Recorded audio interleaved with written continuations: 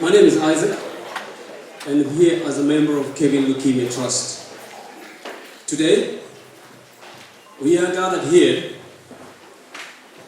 to celebrate the life of Kevin. I won't say much about Kevin.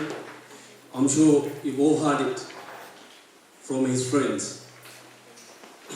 But one thing, over the last few months and years, from people who know him, told me that Kevin was a charismatic, humorous, and ambitious young man with everything to live for. But we know what happened to Kevin last year. Every year, here in the UK, 23 people, let me repeat it again, more than 23 people are diagnosed with leukemia every single day here in the UK. Don't be shocked. And that means 23 families are told that their brother, sister, mom, dad, or their son, or even a very close friend has leukemia. For family members, I'm sure Mama Kevin is a witness. Life changes instantly. And for some, they even have to give up work or make other drastic measures just to care for their loved ones. And for the victim himself, we saw with Kevin, the road to survival is brutal. Their life changes completely. They are constantly in and out of the hospital. And at the back of their head, they're constantly worried, what's going to be the outcome of my treatment? Will I get better? That's a fact. But this shouldn't be the case. This should not be the case because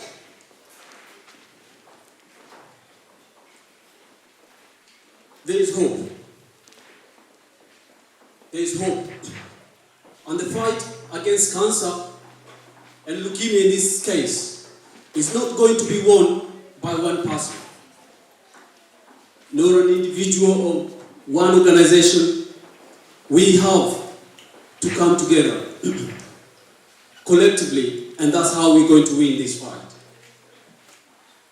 Doctors, nurses, and other healthcare professionals are doing their bit in hospital, caring for people, caring and treating the victims.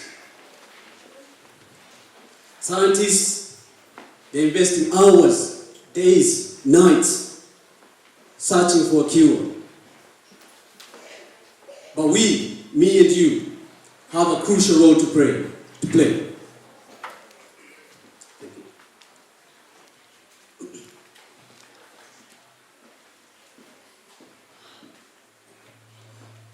We have a crucial role to play in this fight. And that's the only way we are going to win.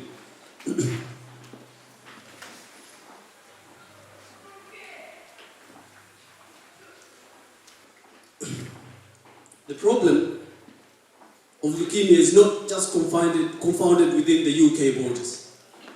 This is a problem worldwide. And in fact, over 352,000 people are diagnosed with leukemia yearly in the whole world. This is not a number to ignore.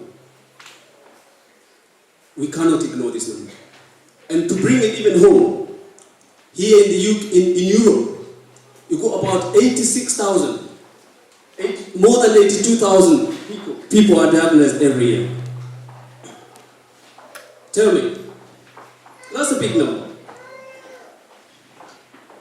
And to bring it even home,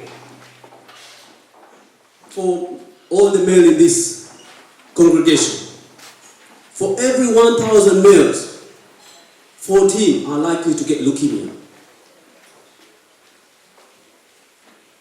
And females, about 7 in 100,000 are likely to get leukemia. These are big numbers, and we have to do something. But we've got a clear choice here. We've got a clear choice. We can either sit back and relax and do nothing and wait for cancer to bully us around, snatch the next generation of lecturers, doctors, businessmen, or we can stand up and face up to it and say, no, we've had enough. And that's why we are here today, as members of Kevin Leukemia Trust, to create awareness. Because one thing about it, if you were going to a battlefield today, you want to know who you're going to fight. You can't just go to a battlefield and you don't know who you're going to fight. You need to know who your enemy is. And in this case, we know cancer and leukemia included is the greatest enemy of our generation today. It is, believe me or not. We have to do something. So, one, like I've said, we know the enemy already. We know it's cancer. But we need to know a bit more about this enemy so that we know how we're going to equip ourselves. We know what to look out for. You know how the enemy looks like. So that we can protect ourselves, we can respond appropriately when he attacks, and as a result, we can save lives. So I'm going to explain to you what leukemia is. I'm sure some people have read it on the internet or other sources. But before I do that, let me explain something. The composition of your blood. I'll keep it very simple, and I'm sure we'll be all together at the end of this. And if I lose you, please tell me, Isaac, stop. I'm not with you. So, in your blood, you've got 3 types of blood cells. You've got white blood cells, you've got red blood cells, and you've got other small ones called platelets. Red blood cells are the ones that carry oxygen in your body. They give you strength, energy to do everything that you do. White blood cells are the ones that help you fight infection. They are your defense line. And the platelets are the ones that help clot blood. When you bleed, they clot blood quickly so that germs don't get in and out of your body. Now, leukemia is simply the cancer of the blood, or sometimes known as the cancer of the bone marrow, simply because it originates from the bone marrow. That's where all cells in your body are made. But it disseminates and affects the whole body. So,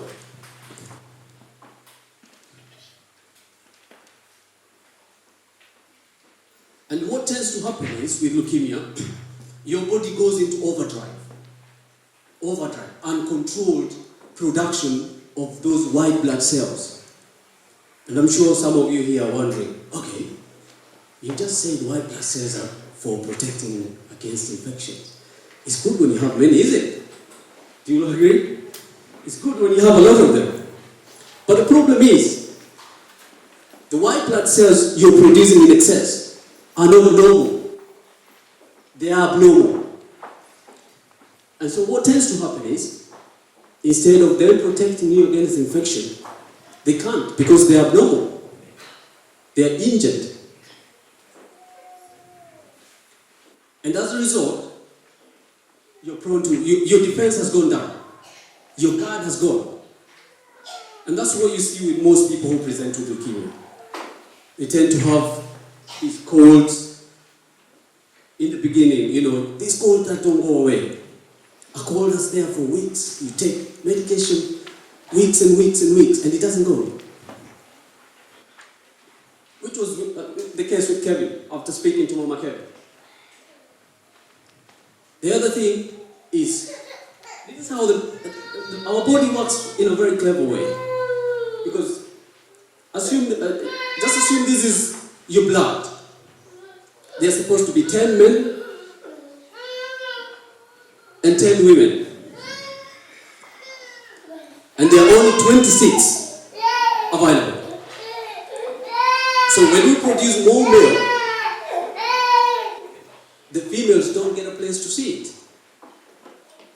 And that's what happens. When the body goes into overdrive and produces so many abnormal white blood cells, the red cells don't have a place. And that's when the victim starts presenting with things related to red blood cells. They're tired, they're struggling to get up in the morning, and they're just struggling to do everything. Oh, when you talk to them, they'll tell you, oh, siski kufanya kitu leo. Sorry for those who are not Kenyans. Siski kufanya kitu leo.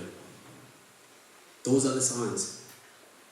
And last but not least, I won't talk about all of them. I'll just talk about the main ones. So that when we leave here, and I'll tell you why I'm telling you this.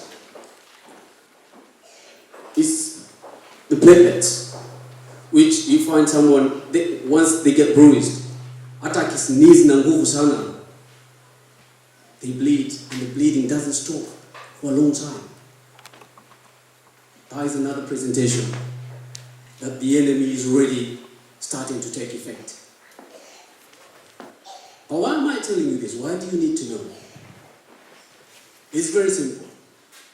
Just like any other cancer, when caught early, it is treatable. It is manageable. And by you knowing signs and symptoms of this enemy, as soon as you feel, quick, you take action.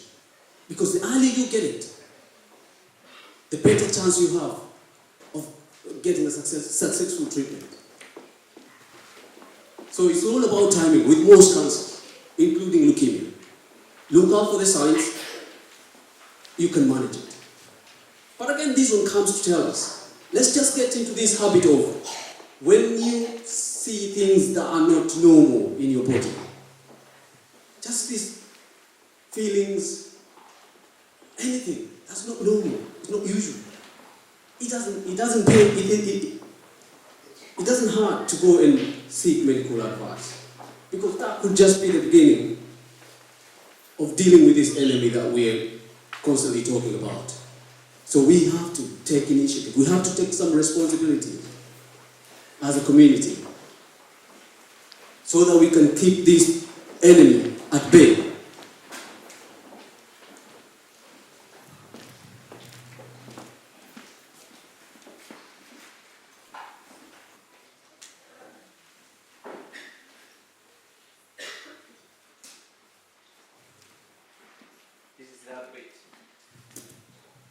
This is the other bit.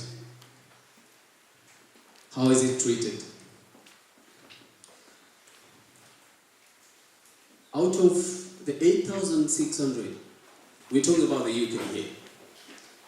Out of the 8,600 people diagnosed with leukemia here every year, most of them, or some of them, are treated successfully with the conventional treatments, that is chemotherapy and radiotherapy. But some are not, like in the case of Kevin. Some are not, like in the case of Kevin. But that's not the end, because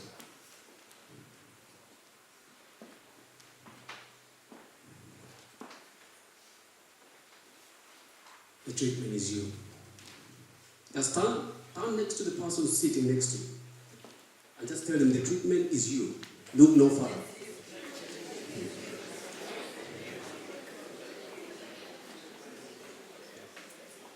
Don't look any further. The treatment is you. And I'll give you some numbers to go with this. Yeah?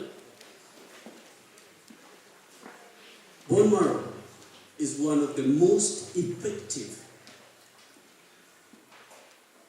treatments for leukemia and other blood-borne diseases, especially after chemotherapy and radiotherapy has failed. And if Kevin had a match, we'll probably be here today, not celebrating his life, maybe birthday or something else. You are the cure. Look no further. Everyone is going to do their part. But I told you in the beginning, we've got a crucial part to play in this fight. Because you and me are the cure. And like Lewis said earlier on, bone marrow is very ratio specific. And by this I mean exactly what he said. Put it very well. You've only got a chance of getting a match within your ethnic background. A white person will get it from a white person. A black person is more or less likely to get one from a black person.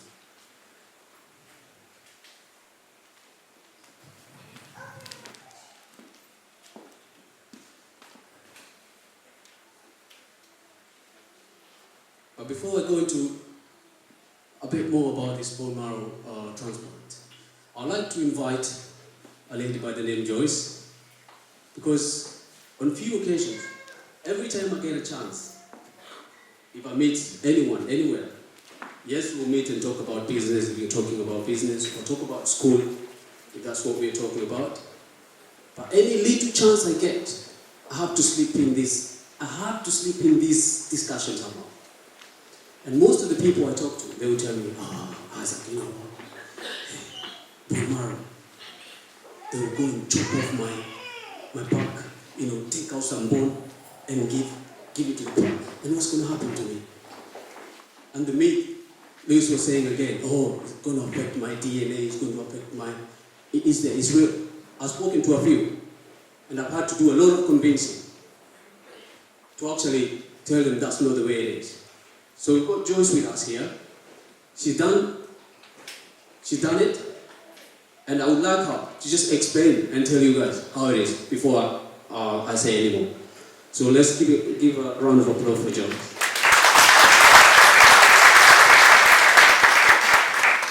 Hi everyone, just to let you know I'm a very nervous speaker, so if I sound a bit shaky it's because I don't like speaking in front of people. But the way I got involved with being a donor is I went to Hertfordshire Uni and I was part of the ACS, which is the African Caribbean community. And ACLT did their presentation. I thought, why not? If it's one like a million chance I'll save a life, then I'll do it. Left uni, then after a year, I got a letter saying, it could be a possibility of a match. So I showed my mum, I was like, Mum, I did this thing. They think of a match, okay, I'm gonna do it. Thinking further going on, they do like a health check.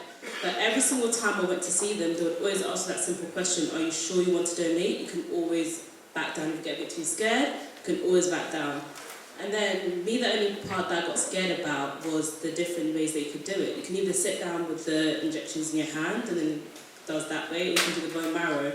Me personally, I absolutely hate needles, they scare me, only due to the fact that my veins are very deep and you can't find them, so every time someone puts a needle in me, it hurts because they're very deep. But then the person that I was saving was a young girl in America. The best option for her was to do the stem cell. So I spoke to my mum about it because I get nervous and me needles, I was scared that they're going to cut my veins and I'm going to die. I kind of overthink things. So then when I did that, she was like, just do it. Like, what's the worst that could happen? You're saving someone's life. Just imagine that was your sister going through the same thing.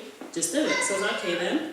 Came on the day to find out that they tried all the doctors in the hospital. No one could find my veins. Literally on the day, they were like, okay, the last thing we can do, they have to get from the center vein. So now they had to put a needle in my neck. Okay, as you can imagine, I ran away, called my mum, they're going to put a needle in my neck, I'm going to die, this is a vein. She panicked attack, she's like, where are you going? Maza. I was like, okay, fine then. So like, you're saving someone's life, just remember that's the reason why you're doing this. You're not doing this because you're scared, you're doing it to save someone's life. That's the reason you're doing it, it's nothing else. I was like, okay. So when it came down, I had to go to an ultrasound, they put me in a wheelchair. Everything starts coming down to me, like I'm in a wheelchair, am I breaking, what's going to happen? It was really just a simple procedure. Everyone that was there was making me feel comfortable, at home. Every single time, every single step of the way, they'll always ask you, are you sure you want to do this? Are you sure you want to donate? Are you sure? Just to make sure that you're doing it for the right reasons, not to feel forceful, but they tell you every single procedure, everything's going to happen that's wrong, or anything that will scare you, every single time. And after you do it, I was there for I think about 2 days, because she needed a specific amount of, I think, stem cells that I had to produce. So I stayed another day in the hospital. Everything about it was fine. I think I had a couple of pictures that I'll probably show you later, that I had it in my veins and the room was nice at the hospital. Then the next day, I literally had 1 more injections to boost my white blood cells that I had. And I did it, since then I've been fine. Every single year they send me a letter to do a checkup, make sure I'm good, how's my health doing. Since then I've never looked back, and I really hope that everyone does it. It's not a scary process at all, no needles, no... Since then I'm healthy anyway, as far as I'm concerned. But other than that, thanks guys.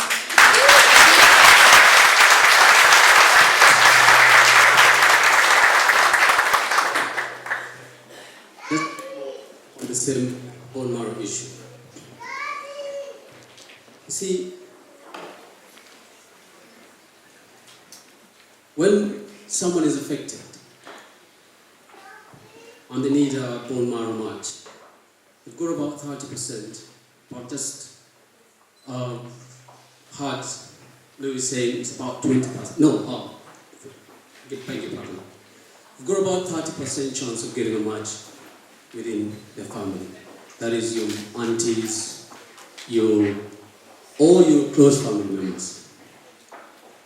And then if you don't get a match, like it was in the case of Kevin, then you are the masters of the donor register or the worldwide donor marrow registry. And these are scary numbers.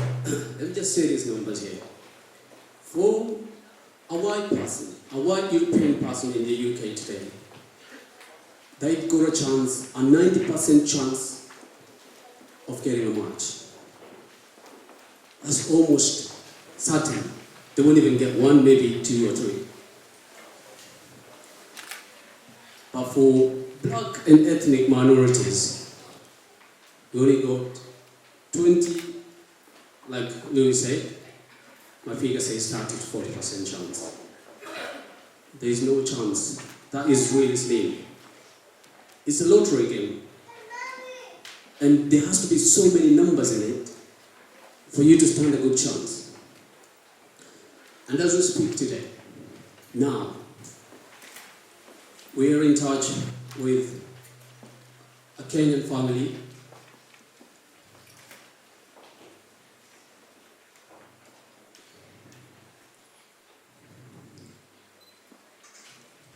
As we speak today, we're in touch with this Kenyan family, and this girl, her name is Joy. She's only 6 years old. She's got a rare form of sickle cell anemia, and her only chance of survival is bone marrow transplant. Her only chance. It's got no cure. It's not even like leukemia. To go through, has no cure. Her only chance of survival is a bone marrow match. So far, nothing has come forth. They've done all their sites in America. It's a big place. But nothing has come forth. But again, it comes down to what we were talking earlier. Bone marrow is very specific, ratio specific. You're more likely to get it from where you come from. Because that's where all your genes are. That's where you came from. So, and the number of us abroad, like here, or even in America, and not all are registered. The chance is slim. So we are appealing to you, my brothers and sisters here today. Yes, last year it was Kevin. But this is a problem that we have every single day. And we can't afford to sit back and wait anymore. She's there. She's a young girl. She's got a whole life ahead of her. Just like our children here. They've got dreams. They want to go to university, get married, start a family. And as we speak, she's just not a normal child because she can't go out and play normally. She's constantly in and out of the hospital. And today, as we speak, today, one of you here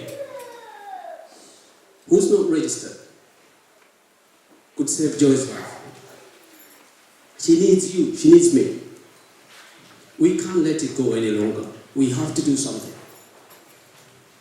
Are we together? We have to do something.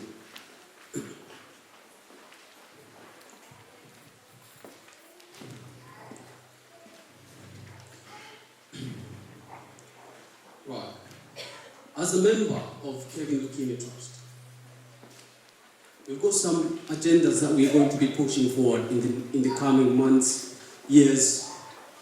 And I hope that these celebrations will be, alongside celebrating Kevin's life, in the next few years we'll have witnesses to come forward and actually tell us how this campaign has saved their lives. So one of our main objectives in so coming weeks and months, we will be going around universities, colleges, spreading the word, creating awareness. Because not many people, they know leukemia, they know cancer, but it's so far away from them. But unless it comes home, that's when you know it's real. So we need to make people aware, and that's one objective that we're going to push forward here in the UK. We will reach all Kenyans possible to make sure they know about this. Another one, we're going to recruit Kenyans into the bone marrow register as much as we can. We're going to support families anywhere, wherever they are. Because, like I mentioned in the beginning, yes, the victim is one, but the tremors of leukemia or cancer are felt by many. Could be even related or not even related at all. So we need to do something. Like now, the family in America, it is really nice because Mama Kevin speaks to them. And just sharing that experience, just tell, it will be okay. Someone who's gone through it will be okay. They feel encouraged. They feel encouraged to know, okay, she's been through it, so she knows it.